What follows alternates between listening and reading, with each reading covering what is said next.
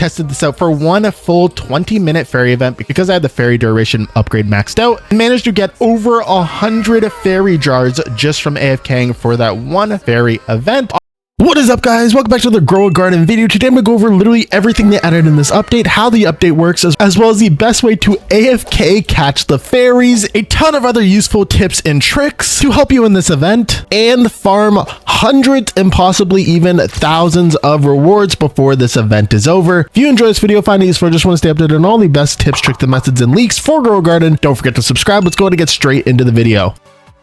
Alright, so we had the new fairy update part 2, and actually there was a lot added into the game, so I thought I'd quickly go over exactly everything that's added. First off, in the garden guide, we have a new addition, the mini achievements. You can go ahead and complete a few small achievements for some fairy event related rewards. I'm assuming these will be gone in a week once the fairy event is gone, so try to complete these as fast as possible. The daily quests are now updated. We have some new rewards. Every single day you complete 3 quests, and then you get a reward for that day. On the 4th day, you actually get a random seed, and then on the last day, you actually get a gardener seed pack, which is a new seed pack. It doesn't really have amazing seeds in it, but that's a pretty cool addition. And then we have the fairy event itself. We had some new additions. First off, the whole fairy event now revolves around catching fairies using something called a fairy net. You can go ahead and craft these in the crafting station. They're really easy to craft and only take 30 seconds to craft 20 of them. As well as we have some new items to help you spawn in fairies, like the fairy collar, the fairy power extender, and the fairy summoner. We have a new mutation called Luminous. There's not really much of a use for Luminous. It's really just another mutation, but I don't even think you could donate it to the fountain.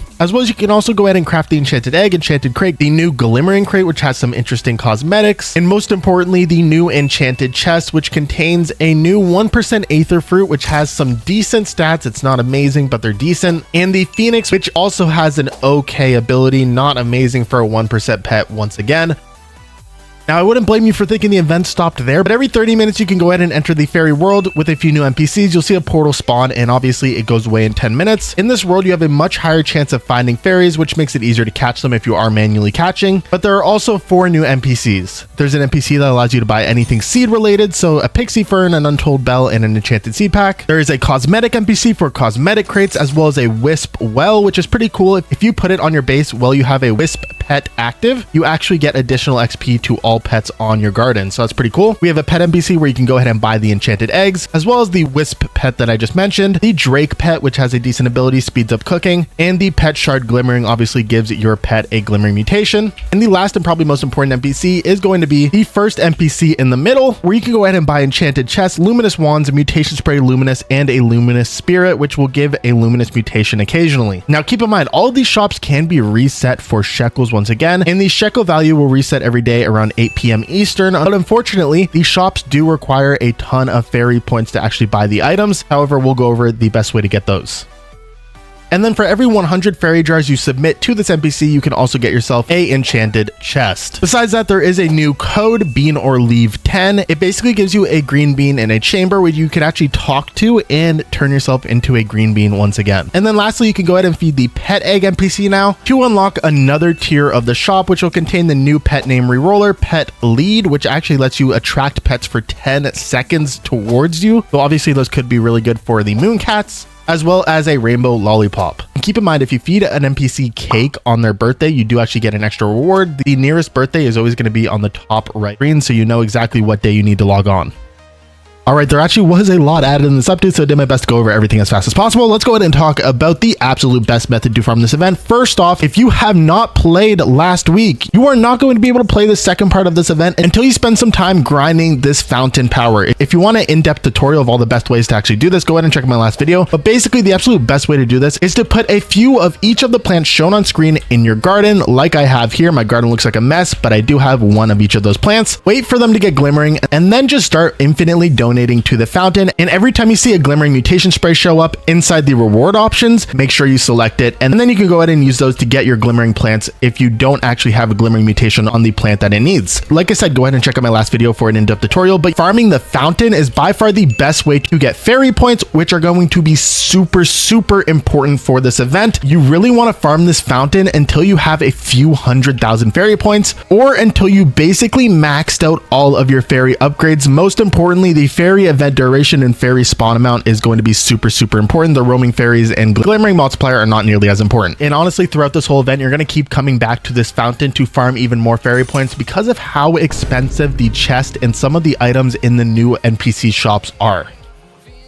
That being said, once you have a ton of fairy points, you're going to want to be crafting a ton of stuff. Most importantly, start crafting fairy nets as fast as you can. It's really simple. 1 sunbulb, 1 strawberry, 1 harvesting tool, and some fairy points. And during this entire event, since crafting is so important, go ahead and use some patchies or orangutans. Both of these pets are super good for crafting with their own respective abilities, but I prefer the patchy because it actually sometimes duplicates the items you get, which is obviously really good when it comes to crafting all these items. So once you've completed most of the last 2 upgrades in the fairy shop, and you have crafted yourself quite a few fairy nets, I'd say probably a couple hundred, you are now ready to start collecting fairies. It costs 1 net per fairy, and obviously because some of the shop requirements are literally to catch thousands of fairies, you're going to need a ton of nets. But catching fairies is actually really simple.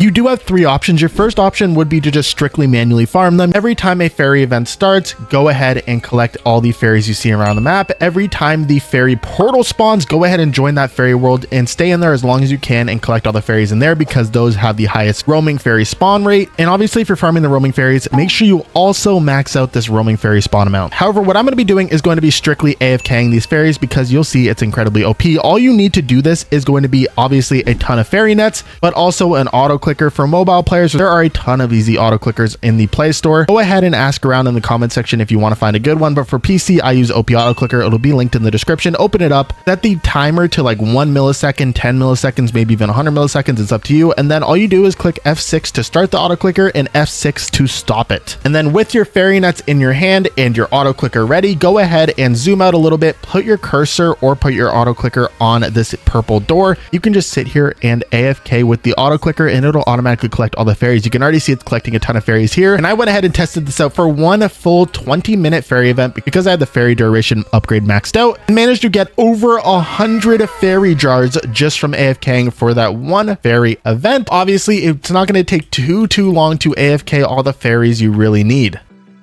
The last option you have is obviously to semi-AFK it. The best way without a doubt to collect the fairies during this fairy event is going to be using an auto clicker on the tree, but once the fairy event is over, then you go ahead and manually farm the roaming fairies as well as the fairies inside the fairy world, and that's going to give you the maximum amount of fairies caught if you really do want to semi-AFK catch fairies.